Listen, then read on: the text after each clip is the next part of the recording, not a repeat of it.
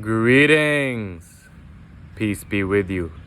So in this video, you are going to learn how to control your mind and really how to reprogram yourself so that you can let go of the behaviors and the activities that you know are not serving you, and how you can engage your time, your energy, and focus into the behaviors and activities that you know will move you towards where you want to be. Now, when it comes to reprogramming the mind, it's very important to understand the analogy of the iceberg. Okay, the tip of the iceberg is the conscious mind. It's what we see, it is what we are aware of. Yet the entirety, more than 90% of it, is below the surface. It's under the hood, and that can be compared to our subconscious mind. Okay, so there are some estimates that suggest our mind overall picks up on close to 11 million points of data, right? There's 11 million sensations that are running through the pathways of our brain.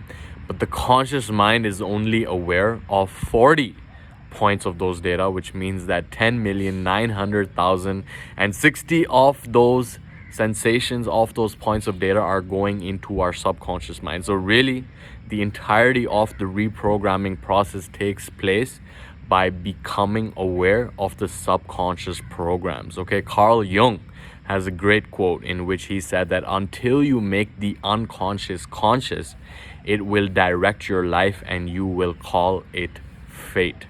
So reprogramming ourselves, learning how to control our minds, really comes down to understanding how to reprogram the subconscious mind, how to get aware of the beliefs, of the stories, of the programs that are causing us to engage in behavior patterns that don't serve us, so that we can catch ourselves in the moment and begin the reprogramming process. And it really starts with putting yourself into the gap. Okay, the gap between stimulus and response. This was an idea proposed by Viktor Frankl, who wrote a book called Man's Search for Meaning. I've referenced this on the channel a lot of times. It's definitely one of the most powerful books that I've ever read on my journey to this point. And in that book, Viktor Frankl says that anything can be taken away from you. Everything can be taken away from you except the one last thing, which is your freedom to choose how you will respond. Your one last freedom to choose your attitude in the given situation. Okay, and putting yourself into the gap is about creating that space between stimulus and response. For example, let's say that someone cuts you off in traffic, and the stimulus is that someone cuts you off, and the reaction that you begin to experience is this emotion that comes up, and usually you would go down the path of getting road rage, of getting angry, of going and cursing the guy out, and of just getting furious and angry. But if you catch yourself by putting yourself into the gap, you experience the emotions, yes, but when you catch yourself, you take a deep breath and you begin to ask yourself, why? Why do I feel this way? Because more often than not, that stimulus was really just a trigger, and that emotion was already there waiting to be triggered. So why are you carrying these emotions in the first place? In the same way, let's say you are craving to bust a nut. Let's say you were craving some sugar. Let's say that you are tempted to go down a path that you know is not serving you. You could either react based on compulsivity, which is your conditioning, which is your default setting, or you put yourself in the gap and you catch yourself when you're about to go down that path. You take a deep breath and you begin to rewire yourself and begin to ask yourself the question, why am I going down this path? Why do I choose to go down here? And more often than not, it's about understanding that our brain craves that dopamine spike. It has been going down that path for a while to favor the short-term gratification over the long-term gain. So the reprogramming process sometimes just involves catching yourself and going down another path, replacing that behavior pattern. For example, you set an implementation intention and you say that if I feel the temptation to bust a nut, then I will go down and crank out 20 push-ups. If I feel the temptation to reach for that sugar, I will go and have some fruit instead, right? Replacing that is the key to reprogramming it, but really it's about first and foremost getting an awareness of that pattern. Okay, now this is something that is developed through the practice of stillness, of listening to silence, of cutting out the stimulus that is coming in from the outside and sitting in your place and grounding yourself and developing that awareness between your higher self and the conditioning.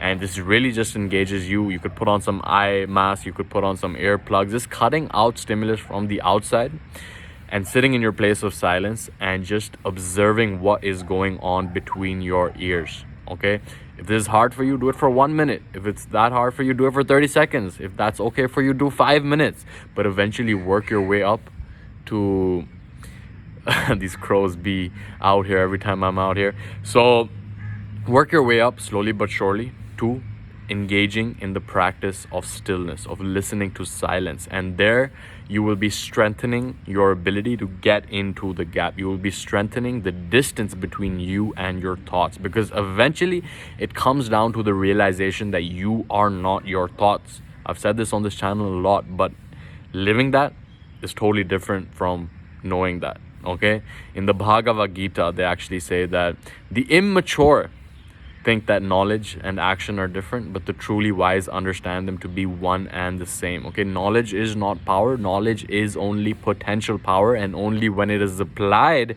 can we actually begin to experience the benefits from that. Okay, now in the Upanishads, which is another Eastern text from India, they have the analogy of the chariot. Okay, so they say that imagine yourself, your capital S self, the Brahman, okay, the divine self, to be the lord of the chariot. Imagine your intellect to be the charioteer. Imagine the reins to be the mind. And the horses, the wise would say, are like the senses. Okay, they're wild, they're pulled this, that, and the other way, and it is up to us to direct them in order to make them work for us rather than us working for them. Okay, in all of these Eastern philosophies, they say that a primary barrier and an obstacle towards self-realization, towards the highest expression of ourselves, is the senses.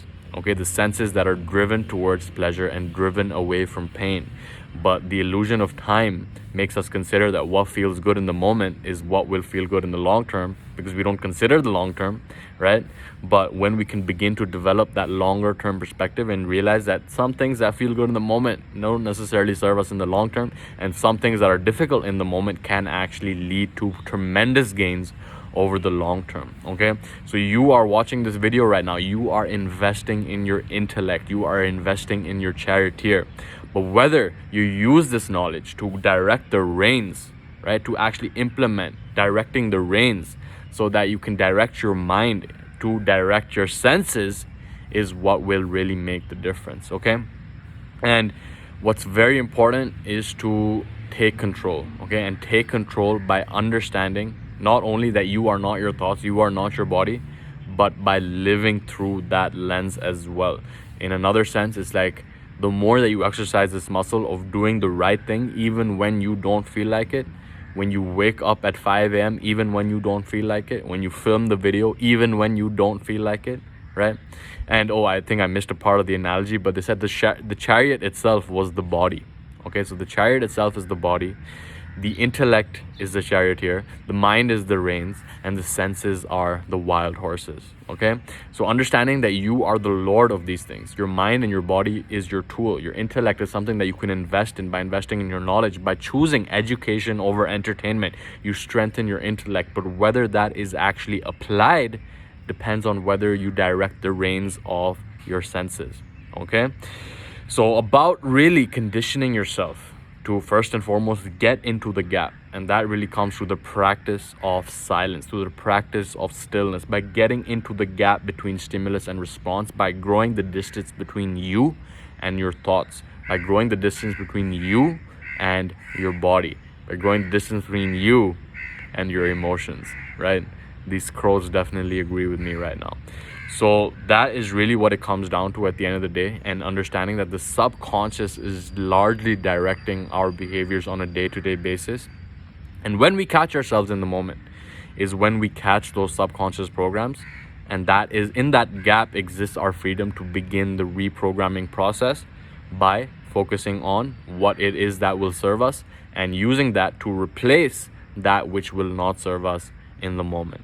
Okay, it's a moment to moment thing, and the more you exercise this muscle, the stronger it will get. The stronger it will get, the more you will continue to engage in the activities, the behaviors that serve you in expressing your highest self, and the more you can let go of that which does not serve you. Okay, awareness is the name of the game, and the more you can develop an awareness of who you really are as the Lord of the chariot.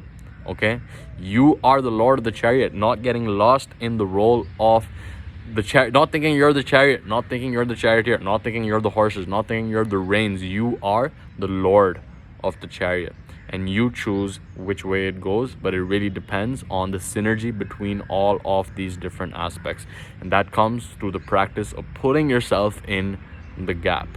Okay, so I hope that this has been helpful for you. Leave a comment below letting me know what has been your number one takeaway. I love hearing from you. I read each and every single comment, and if you have any questions, leave that below as well. But with all that being said, subscribe if you haven't already. Click the like button if you do. I am making videos every single day at this point, so click the notification bell if you resonate with my message. And with that being said, I think I said that a lot, but with that being said, I will leave you in the peace and power of the one infinite creator. Much love to you. This has been Mo here. Take care.